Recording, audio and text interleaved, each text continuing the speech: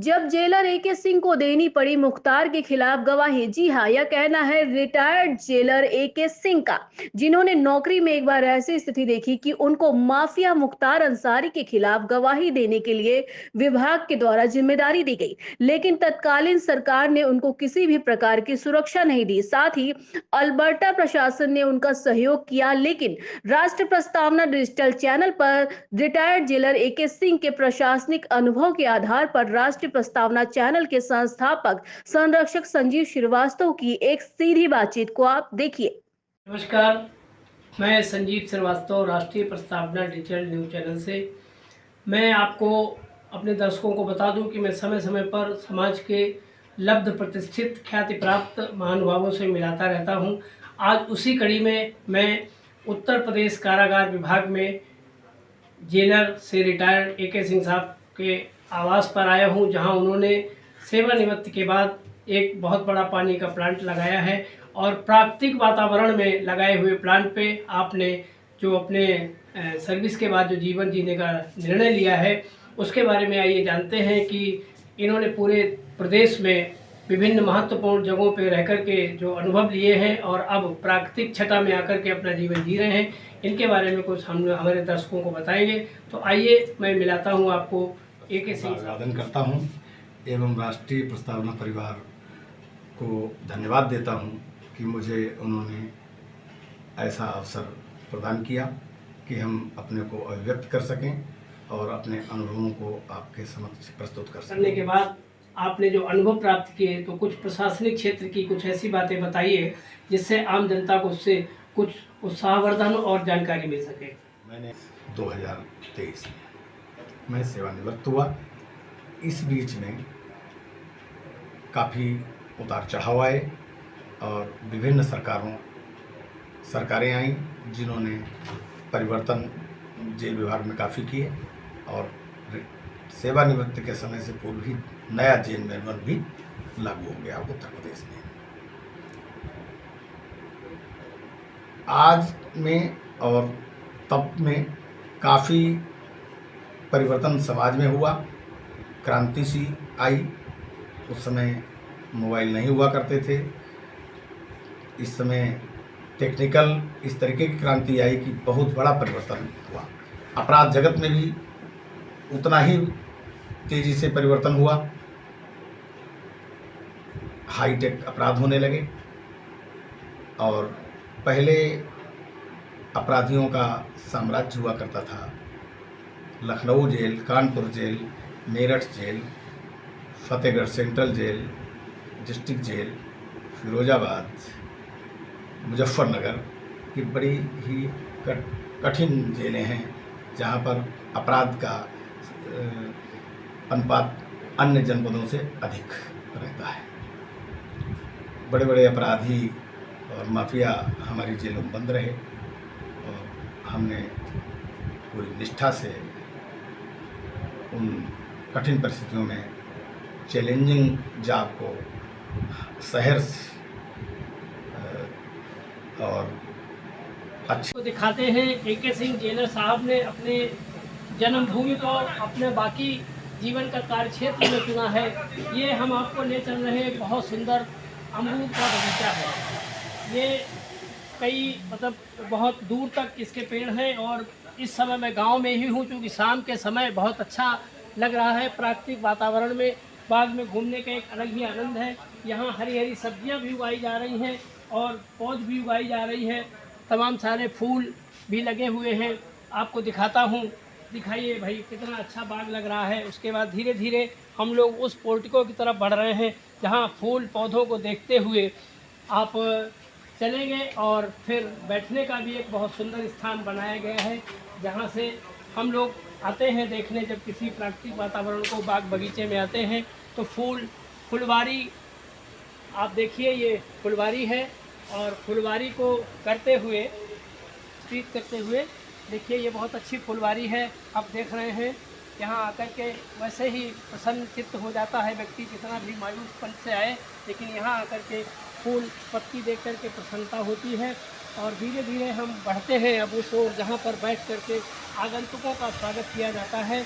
आइए दिखाते हैं आपको वो पोर्टिको और वो मैदान जहाँ घास भी बिछी हुई है और एक बहुत बढ़िया ग्रामीण परिवेश में जो आप फिल्म में देखते हैं वो वास्तविक का वातावरण। इसी बीच में हम आते हैं आपके जेलर साहब के माताजी पिताजी की मूर्ति है, आपको उसका भी दर्शन कराते हैं। आपने मूर्ति की स्थापना बहुत ही भव्य कार्यक्रम के रूप में कराई थी। इसमें राष्ट्रीय प्रस्तावना को भी सहभागिता करने का अवसर मिला था। और अब आपको दिखाता हूँ कि ये पोर्टिको जहाँ पर बैठ के बहुत सारी रणनीति बनाई जाती है। जो लोग आते हैं आगंतुक लोग आकर के यहाँ बैठते हैं और बैठने के बाद फिर यहाँ गुफ्तगू होती है। गुफ्तगू होने के बाद तमाम सारी चर्चाएँ होती हैं और व्यावसायिक क्षेत्र में जो लोग हैं उनका भी आना जाना रहता है और प्रशासनिक लोग भी आते हैं, राजनीतिक लोग भी आते हैं। ये बहुत सुंदर हट, इस पर बैठ के बहुत सारी बातें होती हैं। और अब आपको ले चलता हूँ उसकी तरफ जो जेलर साहब ने अपने व्यवसाय के लिए चुना है। जल ही जीवन है, कहते हैं कि बिना पानी के जीवन संभव नहीं है। और आज हमारे देश में सबसे ज़्यादा जो समस्या है वो पानी की समस्या है। और पानी भी कैसा कि हमको पीने के लिए शुद्ध पानी मिले। मार्केट में आजकल बहुत उतार चढ़ाव है, आपको पता है, पानी के नाम पे भी बहुत खेल होता है। लेकिन आपने एक ऐसा प्लांट लगाया है जिस प्लांट से शुद्ध पानी की गारंटी है। और ऐसे क्षेत्र में मुझे लगता है कि ये कटिहारी क्षेत्र हरदोई जनपद का सबसे पिछड़ा क्षेत्र कहा जाता था किसी ज़माने में, और आज ये अग्रणी भूमिका निभा रहा है व्यावसायिक क्षेत्र में।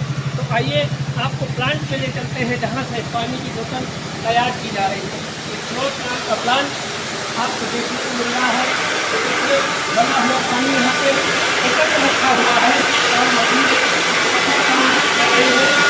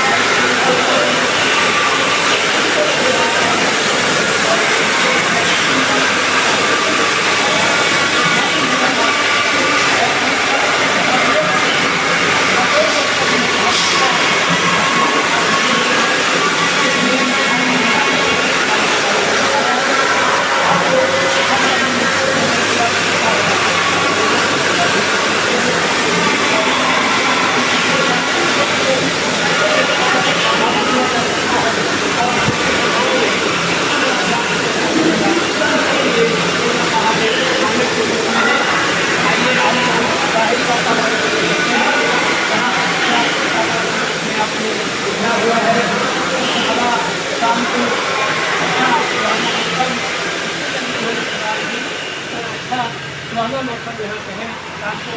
अब आप चले चलते हैं वहाँ वो गाँव के बाहर जेलर साहब के द्वारा एक शिव मंदिर की स्थापना की गई है। क्योंकि अगर व्यवसाय करेंगे तो आध्यात्मिक क्षेत्र में भी अगर कोई मन विचलित होता है किसी का, यहाँ गाँव वाले आते हैं और समय समय पर यहाँ बहुत सारे कार्यक्रम धार्मिक, सामाजिक और व्यावसायिक कार्यक्रम होते रहते हैं। आप देख सकते हैं इतना बढ़िया फूल का बगीचा, और बगीचे में सामने दिखाई दे रहा स्रोत प्लांट का पूरे प्लांट का जो पिक्चर दिखाई दे रहा है।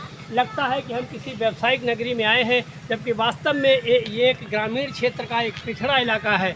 वैसे तो ये विधानसभा मुख्यालय के करीब है, लेकिन संसाधनों के नाम पे और विकास के नाम पे अब इस समय जो गति बढ़ रही है, इसी चीज़ को देखते हुए लोगों की हिम्मत बढ़ रही है। यहाँ पे जो छोटे छोटे व्यवसाय किए जा रहे हैं, सरकार भी जिसको प्रोत्साहित करती है कि छोटे व्यवसायी भी रह कर के बड़ा व्यवसाय अपने गाँव में कर सकते हैं।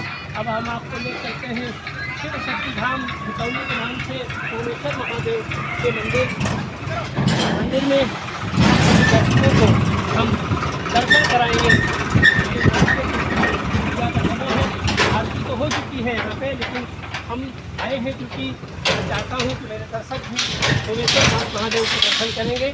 तो आइए आपको ले चलते हैं मंदिर परिसर में, जहाँ पे बहुत भव्यता के साथ इसकी प्राण प्रतिष्ठा हुई थी। और भगवान भोलेनाथ का ये शिव मंदिर बहुत ही प्रसिद्ध मंदिर है और यहाँ के क्षेत्र के लोग आकर के बहुत जगह दर्शन करने आते हैं। और यहाँ पे नियमित जो पुजारी हैं वो सुबह शाम पूजा करते हैं और क्षेत्रीय मान्यता है कि यहाँ पे आइए आपको ले चलते हैं मंदिर के गर्भगृह में, जहाँ भगवान भोलेनाथ की स्थापना है। यहाँ पे शिवलिंग की पूजा